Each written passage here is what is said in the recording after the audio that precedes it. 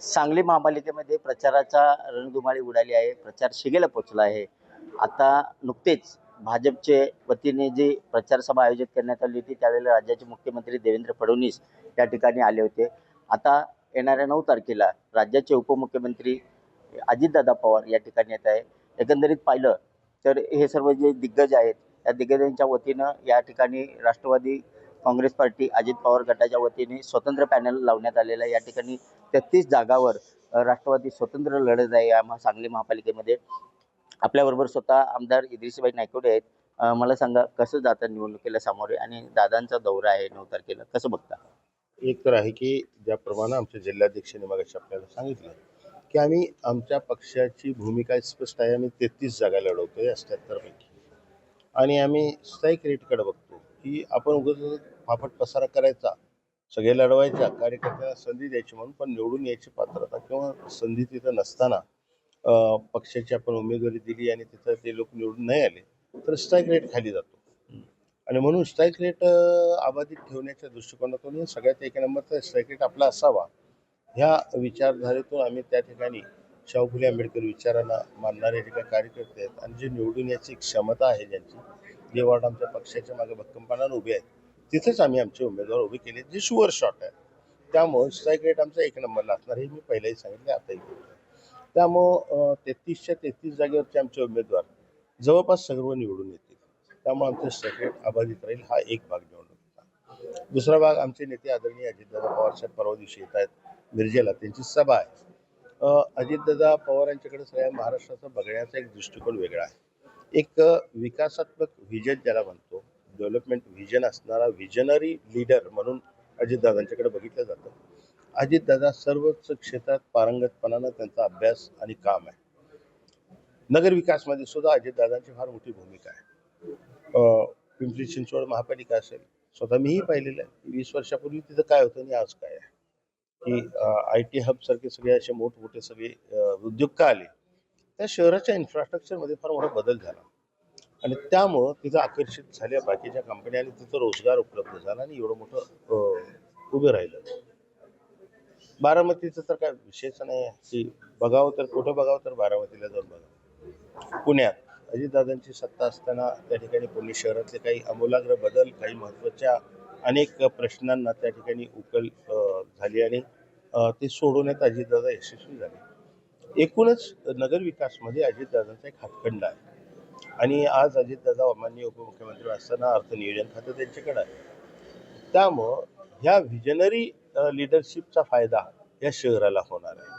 जेवढं आमच्या पक्षाच्या मागे मजबूतीनं लोक उभे राहतील तेवढ्याच मजबूतीनं, तेवढ्याच वेगानं इथला विकास त्या ठिकाणी होणार आहे. आमचं बनवलेलं आहे आम्ही की आमचं व्हिजन काय आहे ते उद्या अजितदादा आपल्यासमोर स्पष्ट करतील की आता ही शहरं वाढत आहेत. आमची शहराची काही बाहेरचे क्षेत्र नवीन एक्सटेन्शन होत आहेत, नवीन नवीन वस्त्या वाढत आहेत. तिथं मात्र महापालिकेकडनं पाहिजे तशा अजूनही मूलभूत सुविधा दिल्या जात नाही आहेत, मिळत नाही आहे. त्याची काही कारणं असतील, कदाचित आर्थिक अडचणी असेल किंवा महापालिकेकडचं नियोजन चुकीचं असेल, पण दादा इथं लक्ष घालतायत म्हटल्यावर ह्या सगळ्या गोष्टी कव्हर होणार आहेत. उदाहरणार्थ आता सांगली मिरजेचं एक एवढं व्यापारी व्यावसायिक संबंध एवढा वाढलेला आहे की सांगली मिरज रोड बघता आपण किती मोठी ट्रॅफिक आज तिथं आहे, किती मोठा ताण पडतो. तर आज नाही उद्या 5-6 वर्षानं का असेना, पण तिथं आपल्याला एक उड्डाण पूल जो सरळ मिरज आणि सांगलीला जोडणार असेल, अशा इन्फ्रास्ट्रक्चरमधल्या ह्या महत्त्वाच्या गोष्टी आहेत. ह्याची गरज आहे. मिरजेतून गेलेला छत्रपती शिवाजी महाराज रस्ता असेल, तो रस्ता फक्त आम्ही रुंदीकरण केलं आणि डांबरीकरण केलं आणि डिवायडर घातले, एवढ्यावर काही शहराचा विकास थांबणार आहे का? नाही आहे. कारण मिरज शहरातनं बरीचशी बाहेरची वाहतूक होते आणि हे होत असताना सुद्धा त्या ठिकाणी SD डेपोपासून म्हणजे महात्मा फुले चौकापासून ते सिव्हिल हॉस्पिटलपर्यंत सुद्धा एखाद्या उड्डाणपुलाची आवश्यकता आजच भासते. त्यामुळे असे जे काही प्रश्न आहेत. आता ड्रेनेजचा विषय, सगळ्यात पहिलं ड्रेनेज जिल्ह्यात कुठे झालं असेल तर मिरज शहरच झालं होतं. त्यानंतर माझ्या महापौराच्या काळात जे काय गावठाण सोडून जे ड्रेनेज होतं त्याची स्कीम झाली. आपण 296 कोटीची स्कीम केली, ती आता काम पूर्ण होत आले शेवटच्या टप्प्यात. पण हे करत असताना नवीन वाढलेला भाग सुद्धा आपण विचारात घ्यावा लागेल. म्हणजे एक समस्येचं एक उदाहरण सांगतोय मी तुम्हाला की इथं सुद्धा आपल्याला मूलभूत सुविधा द्यायच्या आहेत. त्यासाठी एक चांगला व्हिजनरी लिडरशिप आपल्याकडे असली पाहिजे. आणि त्या दृष्टिकोनातून अजितदादांच्याकडे लोक बघतायत आणि निश्चितपणानं अजितदादा ह्या सर्व अपेक्षांना खरे उतरतील एवढी ताकद आहे. उगाच व्हिजन अनेकांच्याकडे काहीतरी मोठमोठं बोलतील, शेख चिल्लीच्या गोष्टी नको आहेत. करायची ताकद हिंमत तुमच्यात आहे. तुमच्या हातात काय आहे? आज आमच्याकडे ताकद आहे.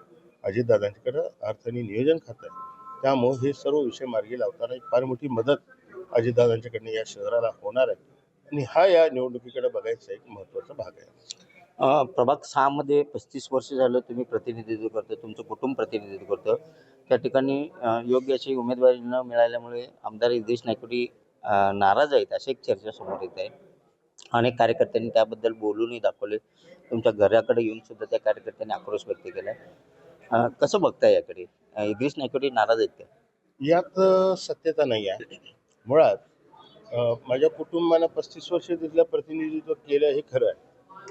हे करत असताना आज रोजी मी एका पक्षाचा आमदार आहे आणि माझ्या पक्षाची ताकद वाढली पाहिजे, माझ्या पक्षात आलेल्या लोकांना सामावून घेतलं गेलं पाहिजे. या व्यापक उद्देशाने माझ्या कुटुंबाने ठरवलं की आपण कुठेही आग्रही राहायचं नाही.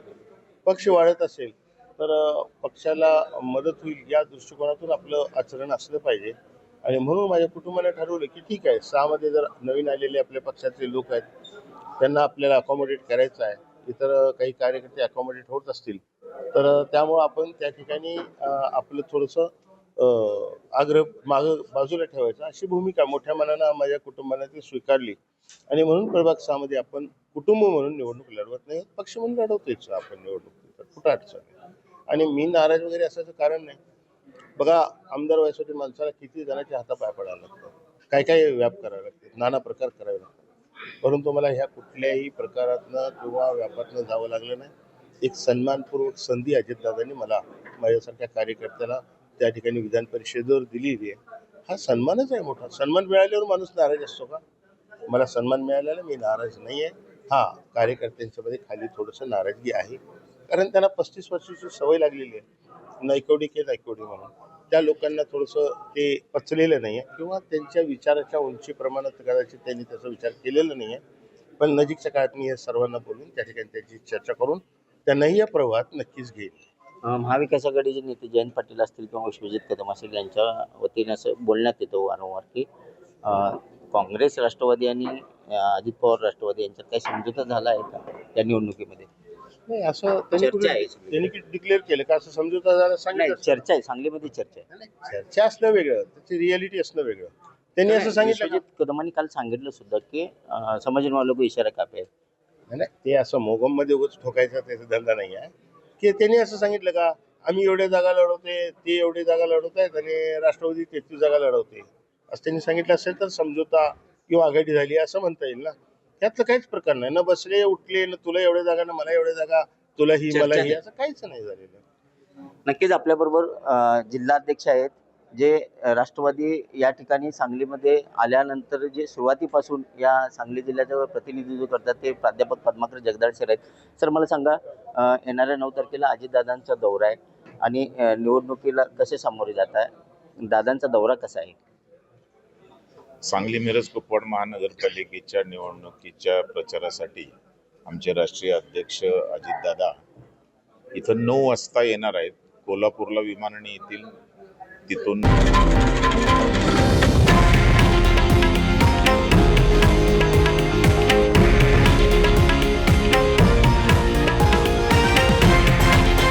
हे आहे देशातील नंबर 1 न्यूज नेटवर्क आणि आपण पाहत आहात TV9 मराठी, एकमेव.